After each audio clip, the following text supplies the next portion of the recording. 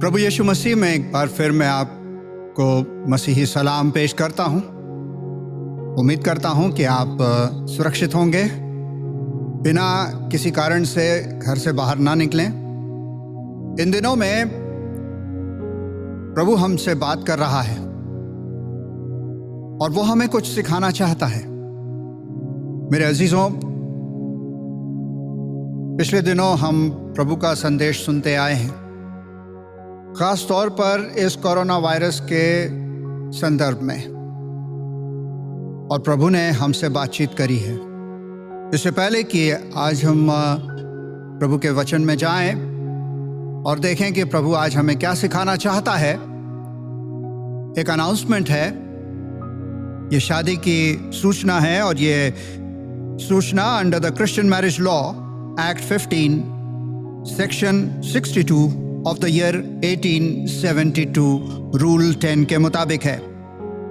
Late mister Marek Swing और missus Reena Swing के बेटे हर्ष स्विंग, जो कि बैचलर हैं और assemblies of believers church Shastri Nagar Kanpur के सदस्य हैं, इनकी शादी मिस्टर थियोडोर एरन सिंह और मिसेस अभिषेक सिंह की बेटी सोनिया एग्नेस सिंह, जो कि स्पिंस्टर हैं और LLJM मेथोडिस्ट चर्च के सदस्य हैं, इनकी शादी सेंट्रल मेथोडिस्ट चर्च लखनऊ में 9 सितंबर 2020 शाम 4 बजे होना निश्चित हुआ है। यह शादी की पहली सूचना आज 23 अगस्त सन 2020 को कलीसिया को दी जाती है। यदि आप में से कोई ऐसा कारण जानता है जिससे कि यह शादी नहीं हो सकती, तो लिखित रूप में प्रमाण के साथ अपने पासबान को सूचित करें। हम प्रार्थना करें। एक बार फिर प्यारे प्रभु, तू अपने बंदे को अपनी सलीब के पीछे कर और होने दे कि इस समय तू ही हमारे बीच में ऊंचा किया जाए, कि हम में से हर एक को अपने कदमों के पास खींच ले। तू हमसे बोल, हमसे बातें कर, और होने दे कि तेरी मीठी और धीमी आवाज हमारे कानों में गूंजे और तेरा पैगाम हमारे दिलों को छुए। आमीन।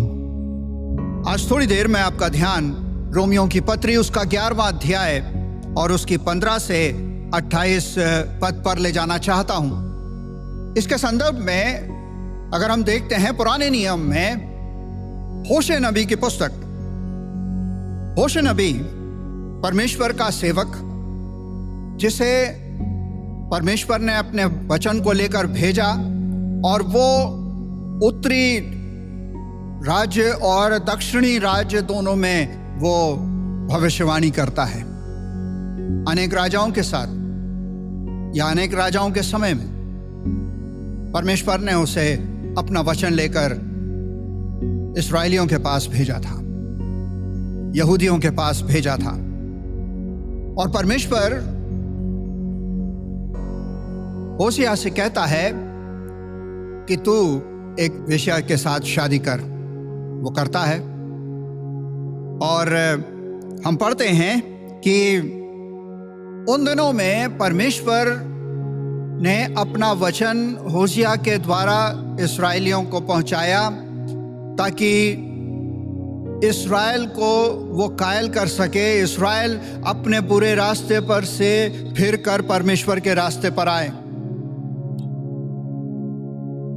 परमेश्वर इस होशिया के द्वारा ये बता रहा था कि किस तरह से इस्राएल जो है वो मूर्ति पूजा में लग गया है, परमेश्वर से दूर हो गया है, सच्चे जीवते परमेश्वर को उसने त्याग दिया है। और ये बात परमेश्वर को बहुत बुरी लगी और होशिया को परमेश्वर कहता है कि तू एक वेश्या से शादी कर। और जब उन दोनों के द्वारा संतान उत्पन्न होती है, पहला एक पुत्र होता है, उसका नाम जezreel रखा जाता है।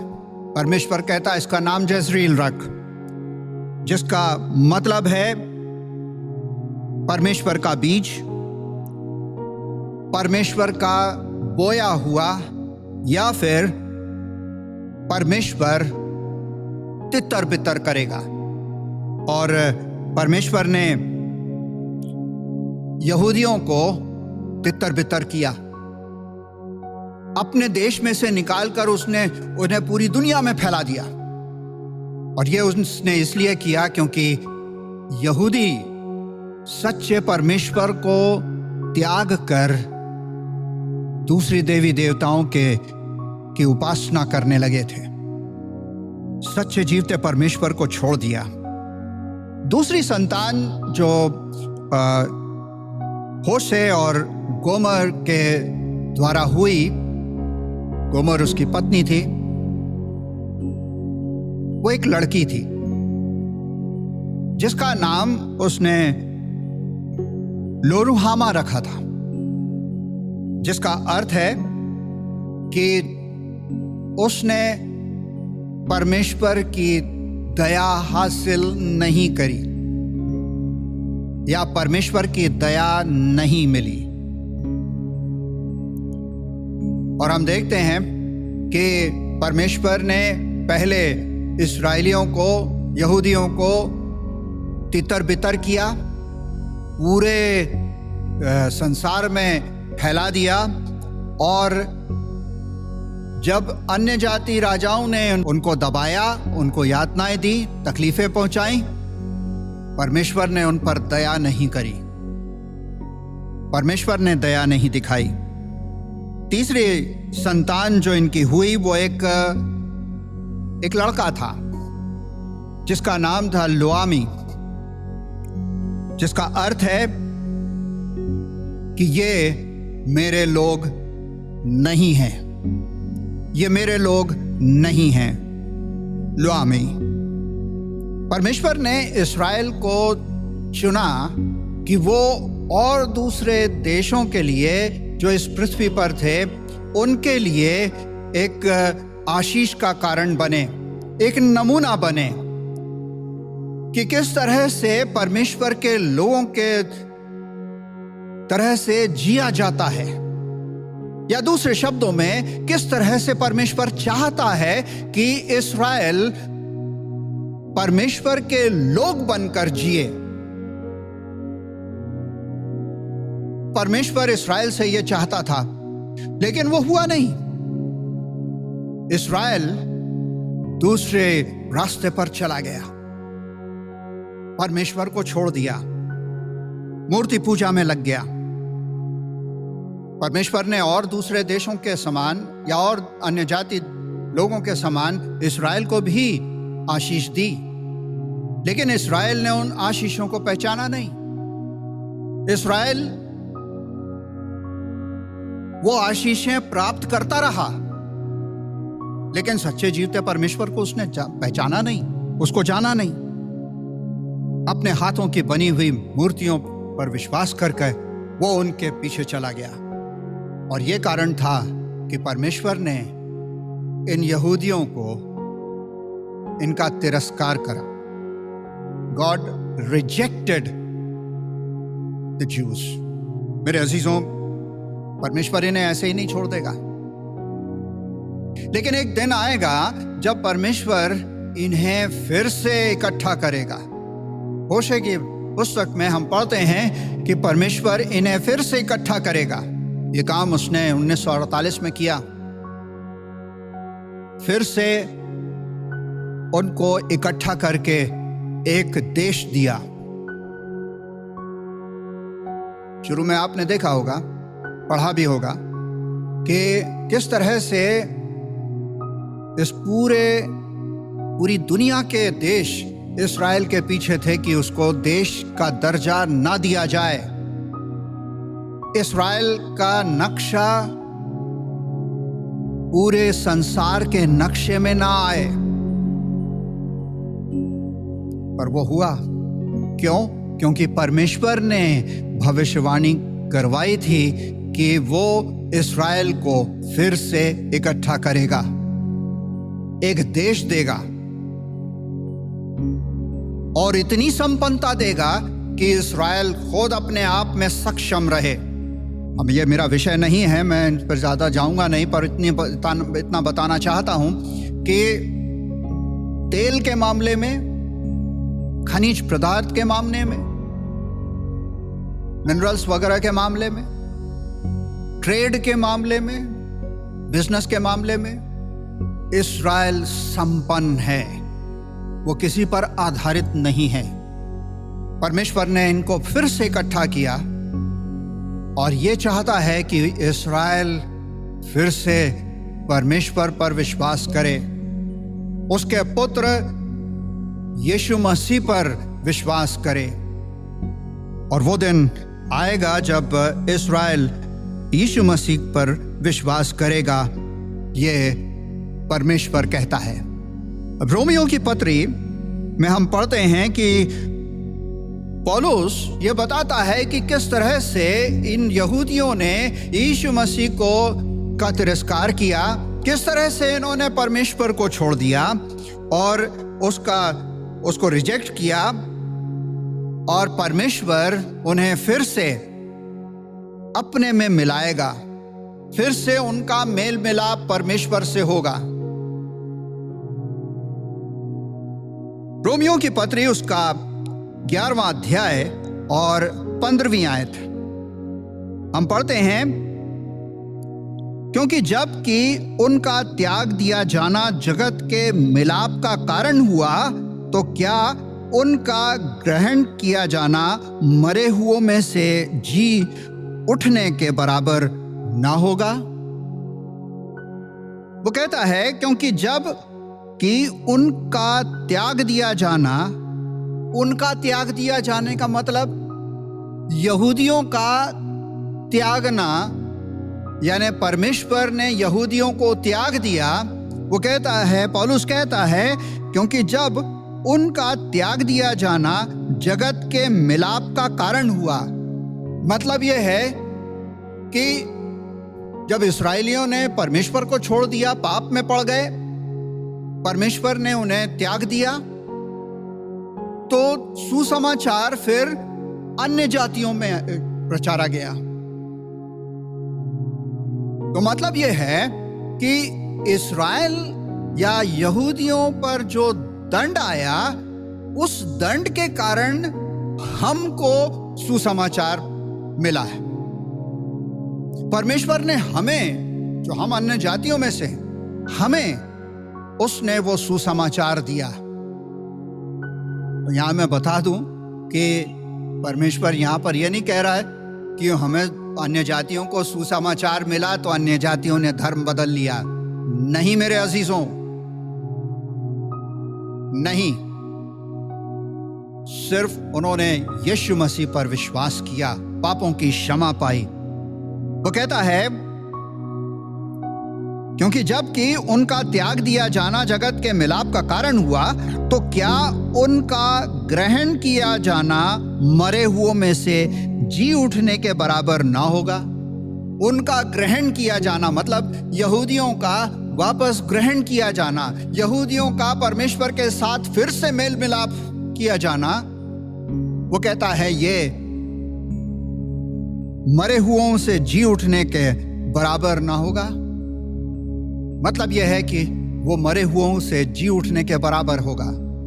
वो यहूदी जो पाप में गिर गए थे, मर गए थे, उनको फिर से परमेश्वर जिलाएगा, अपने में मिलाएगा। यही चीज हम उस उड़ाऊ पुत्र के दृष्टांत में पढ़ते हैं। यीशु मसीह ने कहा, 2 बेटे थे एक धनी बाप के, छोटा बेटा अपना हिस्सा लेके चला गया। अपना हिस्सा उसने दोस्तों में और वेश्याओं में उड़ा दिया।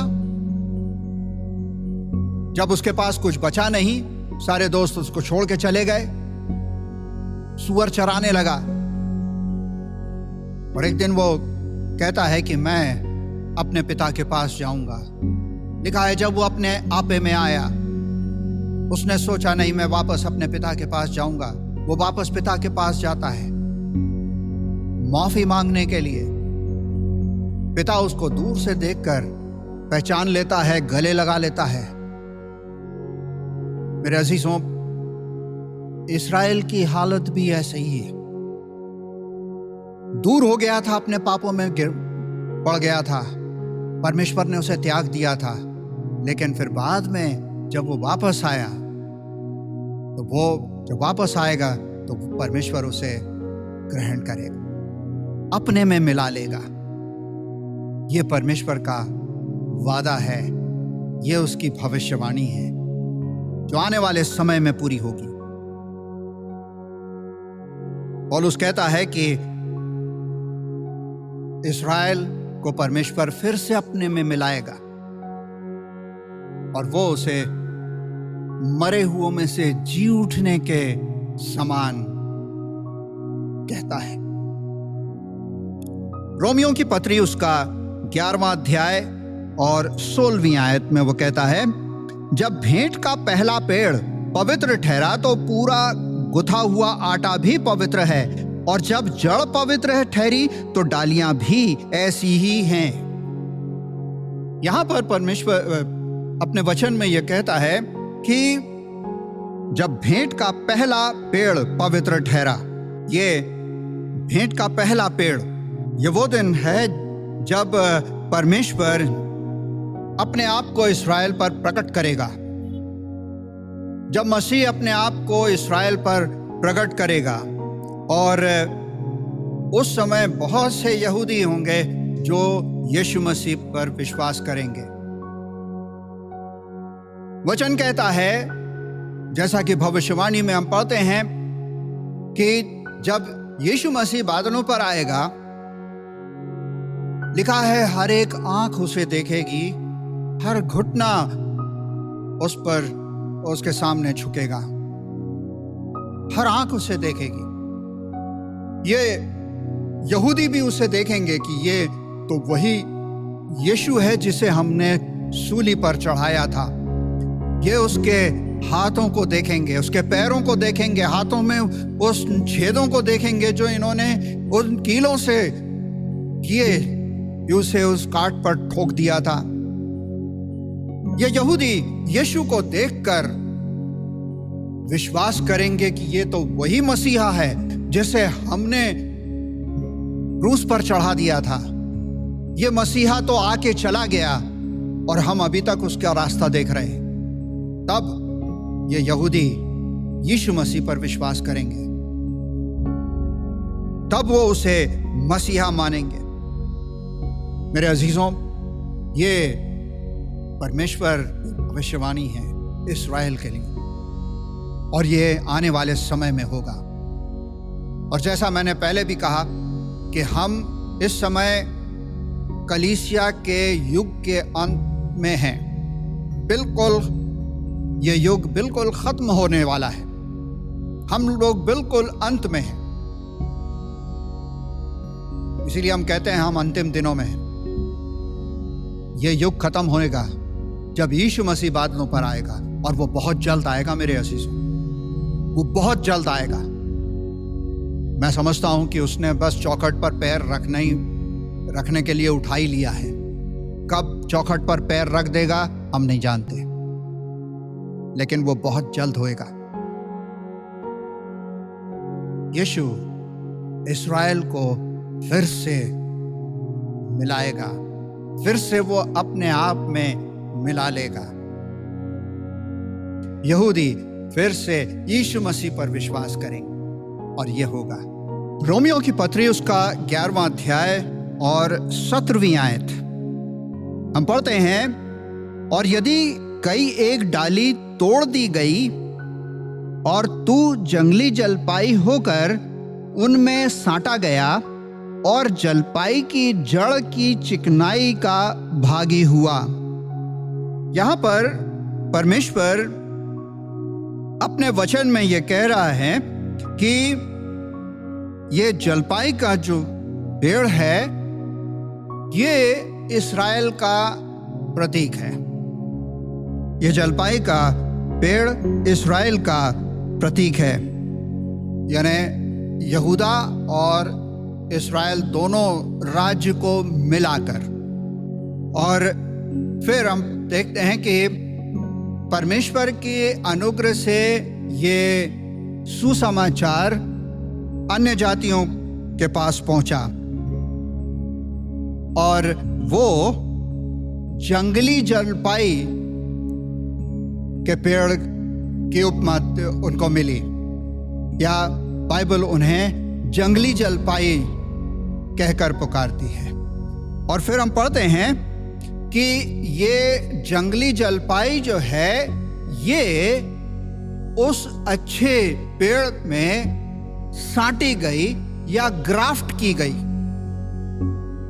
परमेश्वर अन्य जातियों को, जो अन्य जातियों में से यीशु मसीह पर विश्वास करके आए हैं, उनको परमेश्वर इस्राएल के उन लोगों में जो यीशु मसीह पर विश्वास करते हैं उनमें वो साटता है, ग्राफ्ट करता है। अब यहां पर ये एक बड़ी अजीब बात हम देखते हैं कि एक अच्छे पेड़ में एक जंगली पेड़ को या जंगली डाली को ग्राफ्ट किया जाता है। परमेश्वर जंगली डाली को ग्राफ्ट करता है ताकि वो अच्छे फल ला सके। आमतौर से जो गार्डनिंग जानते हैं वो समझेंगे इस बात को कि ग्राफ्टिंग जब होती है, जैसे मान लीजिए गुलाब की ग्राफ्टिंग, हम गुलाब देखते हैं बड़े बड़े फूल और वो बहुत सुंदर लगते हैं, कई कलर में रहते हैं, हमें बहुत सुंदर लगते हैं कि ओह कितना बड़ा गुलाब का फूल है। वो गुलाब का फूल उतना बड़ा आया कैसे? जंगली गुलाब में वो अच्छा गुलाब ग्राफ्ट किया गया, साटा गया और उसको वहां बांध दिया जाता है और थोड़े दिन में ये ग्राफ्टिंग जो होती है अच्छे गुलाब की, ये फिर पत्तियां इनमें आने लगती हैं। मतलब यह है कि जंगली गुलाब में अच्छा गुलाब ग्राफ्ट किया गया, साटा गया। परमेश्वर यहां पर बिल्कुल विपरीत बात बता रहा है कि अच्छे जलपाई में के वृक्ष में, यह अच्छा जलपाई वो है जो जिन यहूदियों ने यीशु मसीह पर विश्वास किया। तो अच्छे जलपाई के इस वृक्ष में बुरे या जंगली जलपाई ये वे हैं जो अन्य जातियों से यीशु मसीह पर विश्वास करके आए। वो इसमें साटे गए, वो इसमें ग्राफ्ट किए गए, ताकि वो लिखा है और जलपाई की जड़ की चिकनाई का भागी हुआ है। तो वो जो मूल पेड़ है उसकी चिकनाहट, उसका नरिशमेंट जो है वो इनको मिल सके, इन जंगली जलपाई को जो साटी गई है उसमें मिल सके, ताकि ये जंगली जलपाई जो है ये अच्छे फल ला सके। मेरे अजीजों, हम ये ना समझें कि हम अलग ही रहेंगे, पर ऐसा नहीं है। परमेश्वर हमें इस्राएल में साटता है, ग्राफ्ट करता है यीशु मसीह के द्वारा। वहां पर भी वो लोग हैं जिन्होंने यीशु मसीह पर विश्वास किया, यहां पर भी वो लोग हैं, वो अन्य जाति हैं जिन्होंने यीशु मसीह पर विश्वास किया। ये अन्य जाति उन यहूदी जो यीशु मसीह पर विश्वास जिन्होंने किया है उसमें साटे गए। मतलब है कि हम भी इस्राएल के घराने के हैं, हम भी यहूदी घराने में साटे जाते हैं। मतलब ये नहीं है कि हमें यहूदी बनाया जाता है या हम यहूदी बनेंगे, नहीं, ऐसी कोई बात नहीं है। प्रेरितों के काम की पुस्तक में हम सब पढ़ते हैं, हमें यहूदी बनने की जरूरत नहीं है। लेकिन यीशु मसीह पर विश्वास करने के द्वारा हम उसमें साटे जाते हैं, या इस्राएल के उन लोगों में साटे जाते हैं जो यीशु मसीह पर विश्वास करते हैं। मतलब यह है कि फिर यहूदा और इस्राएल दो अलग अलग राज्य नहीं हो गए, फिर सब एक हैं। तो फिर जो भविष्यवाणियां इस्राएल के लिए हैं और जो पूरी होना है, उसमें हम भी सहभागी हैं, उसमें हम भी सहभागी हैं। इस्राएल के घराने में हम मिलाए जाते हैं। पौलुस इसी को दूसरे शब्दों में कहता है कि हम गोद लिए हुए हैं, गोद लिए हुए। परमेश्वर यीशु मसीह के द्वारा हमें गोद लेता है। जब हम यीशु मसीह पर विश्वास करते हैं, पापों की क्षमा पाते हैं, परमेश्वर हमें अपनी संतान बना लेता है। तो मतलब यह है कि वो हमें अपने गोद लेता है ताकि हम उसकी संतान बने, और वो हमें संतान का वही दर्जा देता है, वही अधिकार देता है जो एक को मिलना चाहिए। मेरे अजीजों, रोमियो की पत्री उसका 11वां अध्याय 18वीं आयत में वो कहता है, तो डालियों पर घमंड ना करना, और यदि तू घमंड करे तो जान रख कि तू जड़ को नहीं परंतु जड़ तुझे संभालती है। वो कहता है कि तुम जब साटे गए हो, वे जो अन्य जातियों में से यीशु मसीह पर विश्वास करके आए हैं, जो उस जलपाई के वृक्ष में, उस ऑलिव ट्री में ग्राफ्ट किए गए हैं, वो कहता है तुम घमंड मत करना, तुम डालियों पर घमंड मत करना। क्यों? क्योंकि डाली में रस जो है वो जड़ से मिलता है, और वो है यीशु मसीह, वो है यीशु मसीह। तो मतलब कहने का यह है कि हम इस्राएल में के घराने में, परमेश्वर के घराने में ग्राफ्ट किए जाते हैं। तो फिर उनके जो भविष्यवाणी है, उनके लिए जो की गई है, उसमें भी हम सहभागी हैं। पर सबसे बड़ी बात यह है, जैसा हम पढ़ते हैं, यीशु का लहू बचाता है। वो लहू के कारण, या यीशु मसीह के बलिदान के कारण, यीशु मसीह के लहू बहाने के कारण हम परमेश्वर के राज्य में मिलाए जाते हैं। कितनी अच्छी बात हम यहां पर पढ़ते हैं। मेरे अजीजों, यह परमेश्वर का वादा है, परमेश्वर का वादा है मेरे और आपके लिए, और हर उस जन के लिए जो यीशु मसीह पर विश्वास करता है, जो यीशु मसीह पर विश्वास करता। मैं फिर कह रहा हूं, धर्म नहीं बदलना, यीशु मसीह पर विश्वास करना, पापों की क्षमा पाना, और वो एक नया इंसान बना देगा। 19वें पद में हम पढ़ते हैं, फिर तू कहेगा डालियां इसलिए तोड़ी गई कि मैं साटा जाऊं। भला वे तो अविश्वास के कारण तोड़ी गई, परंतु तू विश्वास से बना रहता है, इसलिए अभिमानी ना हो परंतु भय कर।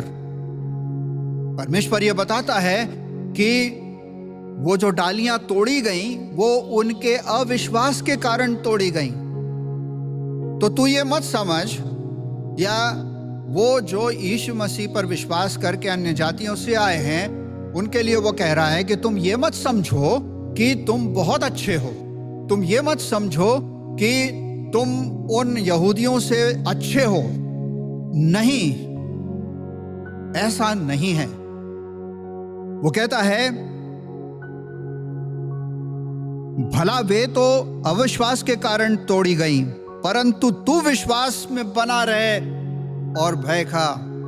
मतलब यह है कि तुझे अपने को देखना है कि तू विश्वास में है कि नहीं। आज परमेश्वर हमसे यही बात कह रहा है कि हम विश्वास में बने रहें, विश्वास से हम अलग ना हो। आज शैतान हमें विश्वास से अलग करना चाहता है, तरह तरह से बाइबल को ही लेकर वो हमें विश्वास से अलग करना चाहता है, हमें दरार डालना चाहता है, हमारी एकता को भंग करना चाहता है। शैतान ये कर रहा है। जब मैं कहता हूं कि हमारी एकता का, तो मैं पूरी मानव जाति की बात कर रहा हूं, सिर्फ क्रिश्चियंस की बात नहीं कर रहा, पूरी मानव जाति। क्योंकि बाइबल जो है वो पूरे मानव जाति के लिए लिखी गई है, सिर्फ क्रिश्चियंस के लिए नहीं है। और वो ये कहता है कि वे जो यीशु मसीह पर विश्वास करके आए हैं, वे विश्वास में बने रहें, वो विश्वास से यीशु मसीह के पीछे चलते रहें, वो विश्वास में दृढ़ और मजबूत होते रहें। ये नहीं कि विश्वास में एक बार आकर उसके बाद फिर अपने वही पाप में जीवन जीने लगे। नहीं, वो चाहता है कि हम विश्वास में बने रहें, और इसलिए वो बार बार हमें चिता रहा है, बार बार हमें आगाह कर रहा है कि हम अपने विश्वास में बने रहें। मेरे अजीजों, इस कोरोना वायरस के इस समय में क्या आप यीशु के विश्वास में दृढ़ और मजबूत हैं? क्या आप दृढ़ और मजबूत हैं? या ये कोरोना वायरस में जितने लोग मर रहे हैं या जितने संक्रमित हैं, इनमें ये चीजें जो हैं ये आपके विश्वास को हिलाती हैं, ये कहकर कि ईश्वर है कहाँ, वो अपने लोगों को तकलीफ क्यों दे रहा है। एक हमारे दिलो दिमाग पर एक ये बात बैठी हुई है कि परमेश्वर अपने लोगों को दुख नहीं देगा। नहीं, ऐसा नहीं है मेरे अजीजों।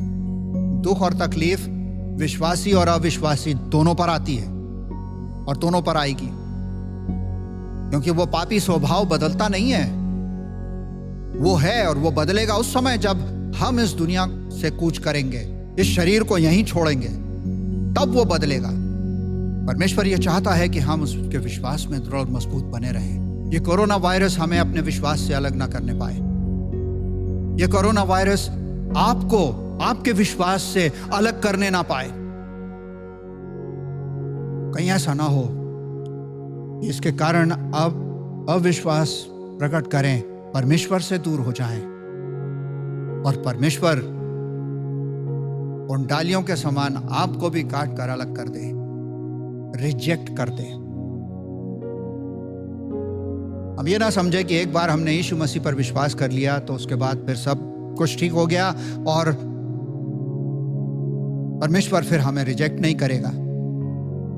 अगर हम पाप करेंगे, अगर हम अपने रास्ते पर चलते रहेंगे, परमेश्वर के रास्ते पर नहीं आएंगे, वो हमें रिजेक्ट कर देगा, तिरस्कार कर देगा हमारा, कह देगा मैं नहीं जानता। मेरे अजीजों, परमेश्वर चाहता है कि हम अपने विश्वास में दृढ़ मजबूत रहें। क्या आप अपने विश्वास में दृढ़ मजबूत हैं? यदि नहीं तो मेरे अजीजों, अपने विश्वास को परख कर देखिए। कहीं ऐसा ना हो कि आप अपने विश्वास में कमजोर हो जाएं। परमेश्वर चाहता है कि आप अपने विश्वास में दिन पर दिन मजबूत होते जाएं। क्या आप ऐसा करेंगे? हम प्रार्थना करें। खुदावंद हमारे आसमानी बाप, हम तुझे धन्यवाद देते हैं तेरे वचन के लिए। धन्यवाद देते हैं प्यारे प्रभु कि तू अपने वचन के द्वारा हमसे बात करता है और अपनी आत्मा की सामर्थ्य हमें देता है ताकि वो हमें तेरे वचन की गहराइयों में ले जाए। इस समय जबकि कोरोना वायरस का भय चारों तरफ है, लोग मर रहे हैं, तकलीफें उठा रहे हैं, आज बाढ़ से, सैलाब से लोग नाश हो रहे हैं, लोग मरते जा रहे हैं। प्यारे प्रभु, ये बातें, इन चीजों का भय हमें तुझ पर विश्वास करने से अलग ना करे, बल्कि हमारे विश्वास को दृढ़ और मजबूत बनाए, ताकि हम ये जान लें कि पाप की मजदूरी मृत्यु है और हम तुझ पर अपना विश्वास अटल रखते हुए अपने जीवन में आगे बढ़ते जाएं। हम विनती करते हैं प्यारे प्रभु कि तू अपने लोगों को अपने हाथों में सुरक्षित रख, जो इस समय इस संदेश को सुन रहे हैं। हम विनती करते हैं प्यारे प्रभु कि तू उन्हें अपने हाथों में सुरक्षित रख। मैं उन सबों को यीशु के लहू में छिपाता हूं, ताकि यह कोरोना वायरस उन पर असर ना करे। हम विनती करते हैं प्यारे प्रभु उन मेडिकल स्टाफ के लिए जो फ्रंट लाइन में खड़े होकर इसका सामना कर रहे हैं। विनती करते हैं कि तू उन्हें साहस, बल और शक्ति दे और अपने हाथों में सुरक्षित रख। हमारी प्रार्थना है कि तू अपना अनुग्रह हमें दे। कलीसिया के लोगों को तेरे हाथ में सौंपता हूं। चाहते हैं प्यारे प्रभु कि तेरी मर्जी उनके जीवन में पूरी हो और हम सब तेरे प्रेम के बंधन में बंधे रहें और एक दूसरे की चिंता करते हुए आगे बढ़ते जाएं, तेरे विश्वास में दृढ़ और मजबूत होते जाएं। तू हमारी सहायता कर। सारा आदर, सारी महिमा तुझे देते हैं। मसीह यीशु के नाम में हम ये मांगते हैं, आमीन। परमेश्वर की शांति जो सारी समझ से परे है, तुम्हारे हृदय और विचारों की रक्षा करे, और पिता, पुत्र और पवित्र आत्मा की आशीष तुम सबों पर अब से लेकर हमेशा तक बनी रहे। आमीन।